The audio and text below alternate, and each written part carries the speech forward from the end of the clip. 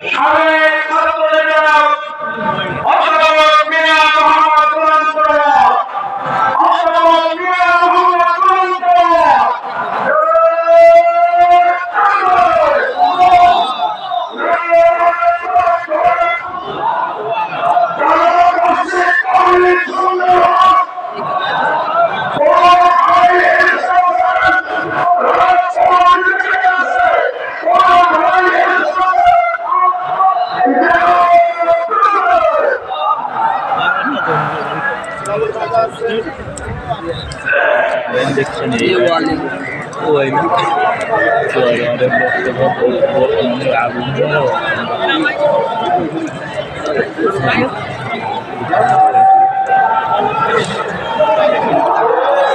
السلام عليكم ورحمة الله وبركاته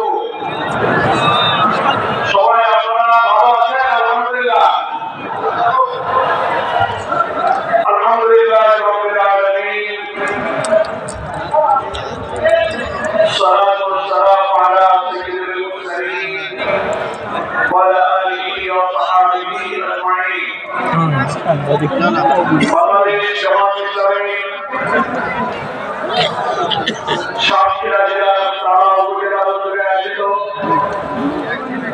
ঐতিহ্যবাহী পাটকেল ঘাটারি মসজিদে আয়োজিত ঐতিহাসিক কর্মী সম্মেলনে সংগ্রামী সভাপতি তারা উপজেলা জামাত ইসলামের আমির হযরত মাওলানা শফিকুল্লাহ সাহেব, আপনারা দেখতে পাচ্ছেন আজকের এই মঞ্চে উপবিষ্ট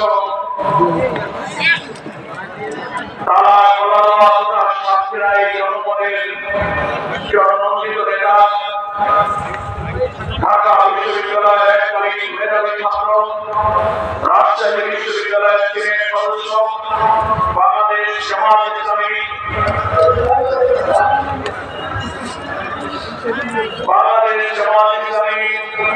কেন্দ্রীয় নির্বাহী পরিষদের সদস্য,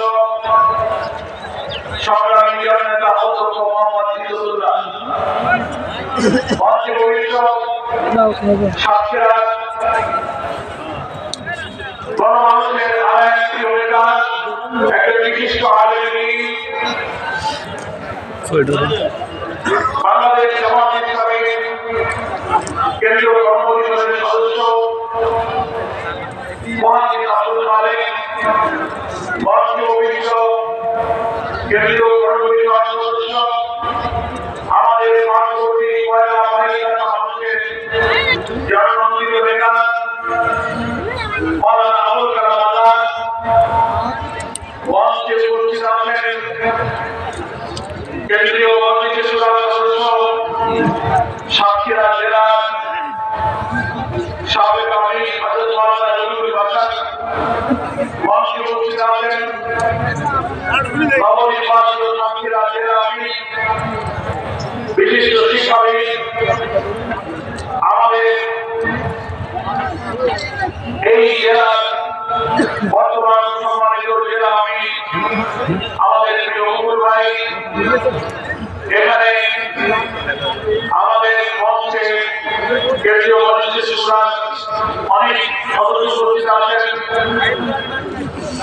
সাতক্ষীরা জেলা উপজেলা পার্শ্ববর্তী জেলা থেকে আমন্ত্রিত অনেক অতিথিবৃন্দ নেতৃবৃন্দ উপস্থিত আছেন, ইসলামিক ছাত্র শিবির, শ্রমিক কল্যাণ ফেডারেশন, অন্যান্য বন্ধু সংগঠনের নেতৃবৃন্দ, গণমাধ্যমের গণরত আমাদের সাংবাদিক বন্ধুগণ, মর্যাদা রমানিয়াম এবং আজকের এই কর্মী সম্মেলনে উপস্থিত আমার প্রিয় কর্মী ভাইয়েরা এবং সুধীবৃন্দ, আজকের এই ঐতিহাসিক কর্মী সম্মেলনে নিশ্চয়ই আপনাদের হৃদয়ের সমস্ত তৃপ্তি সহকারে আল্লাহ তাআলার কাছে এই সম্মেলনের দৃশ্য দেখে শুকরিয়া আদায় করতে ইচ্ছা হচ্ছে।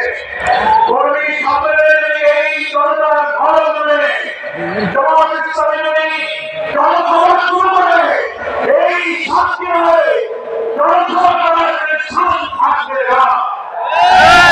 আমরা সেই মহান আল্লাহর কাছে সবাই শুকরিয়া আদায় করি আলহামদুলিল্লাহ। প্রিয় ভাই আমার, জনতা বলতে কেন যেতে হবে, কেন এই জনতা, কেন জনতার ভালো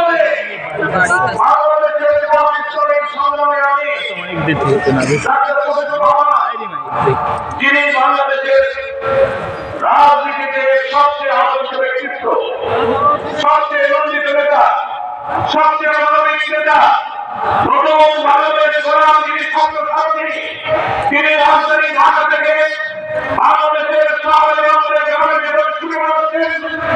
কোটি কোটি মানুষ তাকে একটু দেখার জন্য, তার মুখে প্রকাশ করার জন্য যেখানেই যাচ্ছেন লক্ষ জনতা অন্যভাবে শুরু করছে।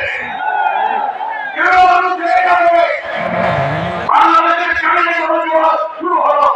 কারণ হলো আমরা 17-18 বছর আমাদের স্বাধীনতা 53 বছর পর্যন্ত পার হবে ইতিহাসে দেখি কারো দুর্বলতা পার করেছি। অর্থনৈতিক নিপীড়ন, রাজনৈতিক নির্যাতন, বিনাশ অবস্থায় বৈষম্যের জুলুম, প্রতিপক্ষকে তছনছ করে দিয়ে কর্তৃত্ববাদী শাসন প্রতিষ্ঠার চেষ্টা, শিক্ষা মানুষের মৌলিক মানবের প্রয়োজন, আত্মসমাজ সমস্যা সব কিছুতে ধ্বংস করে দিয়ে এক ব্যক্তি, এক দল, এক পরিবারের হাতে কর্তৃত্ববাদী শাসনের জন্য একটি ফেসলা বজায় হয়েছিল। আমাদের গণতান্ত্রিক অধিকার ছিল না, আমাদের ভোটাধিকার ছিল না। 14, 18, 24 তিনটা জাতীয় নির্বাচনে আমরা ভোট দিতে পারি নাই। হাজার হাজার লোককে হত্যা করেছে, গ্রেফতার করেছে, ক্রস করে দিয়েছে, আগে ধরে দিয়েছে, গুলি করে লাশ খুলে ঝাড়ি করেছে, হেলিকপ্টারে নিজের মানুষকে গুলি করেছে।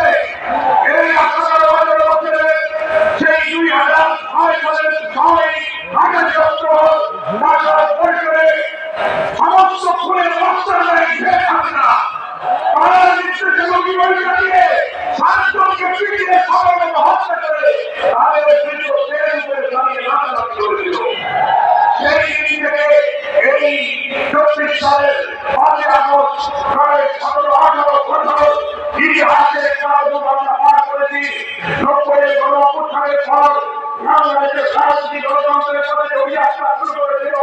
8 অক্টোবরে খুনি হাসিনা নির্দেশে রবি বংশার হত্যাকাণ্ড দিয়েই বাংলাদেশ তার গণতন্ত্রের পথ হারিয়ে ফেলেছে।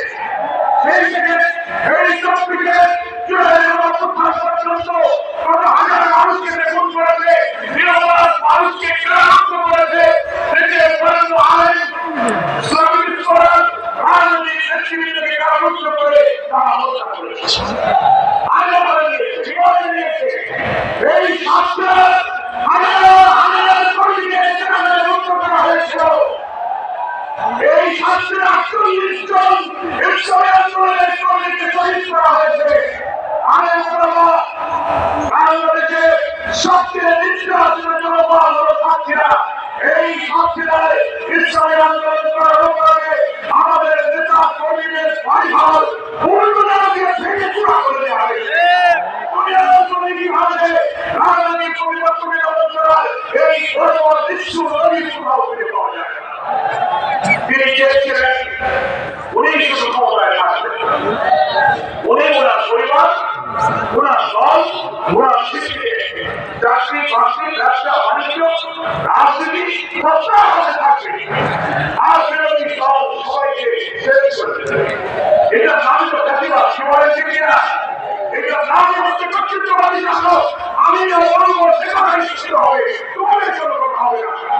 আমরা অবরোধ বছর বিএনপি জবাব সহ আমরা 15-16 বছর এই শেষের বিরুদ্ধে আন্দোলন করে ধরেছি। কর্তৃত্ববাদী শাসন, তুমি জাতি, তুমি অত্যাচারী, তুমি